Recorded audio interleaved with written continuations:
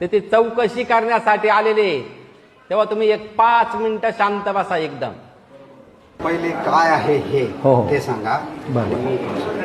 Ready? नाही तुम्ही विचारा ना, सांगायचं काय नेमकं काय नाही, बोलायचं. काय आता दत्त देवस्थान आहे, दत्तधाम सरकारची काय पार्श्वभूमी काय आहे पार्श्वभूमी, बाबा, म्हणजे देवस्थान ट्रस्ट असं बोला. गुरुदेव दत्त.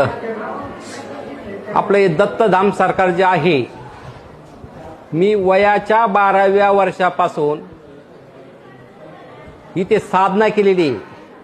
जिथे आता सध्या दत्तप्रभूंचं मंदिर आहे तिथं तळघर आहे.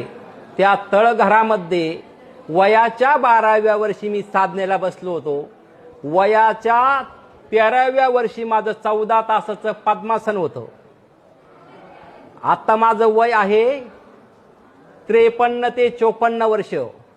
जन्म झाल्यापासून आजपर्यंत मी ज्या काही साधना केलेल्या आहे त्या इथे केलेल्या आहे. इथे म्हणजे ज्या बापाने मला जन्म दिला, ज्या वडिलांनी जन्म दिलाय त्या वडिलांच्याच भूमीमध्ये मी साधना इथं जाग्यावर केलेली. वडिलांनी जे कमवून ठेवलं माझ्यासाठी तिथं साधना केलेल्या आहे. तसेच ही सेवा आपली जवळजवळ 38 वर्षापासून चालू आहे. मी काही नवीन नाहीये. इथं काय घेतलं जातं, दत्तधाम सरकारमध्ये चालतंय का हे महत्वाचं आहे, हे तुम्हाला विचारायचं आहे. तर दत्तधाम सरकारमध्ये हे चालतं, पुरातन काळामधील वैदिक प्रक्रिया सनातन धर्माचं जोपासन केलं जातं. इथं प्रार्थना घेतल्या जाती, ध्यान साधना घेतल्या जाती.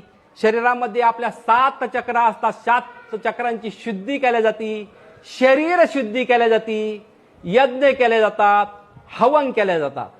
याच्या व्यतिरिक्त दत्तधाम मध्ये काहीही चालत नाही.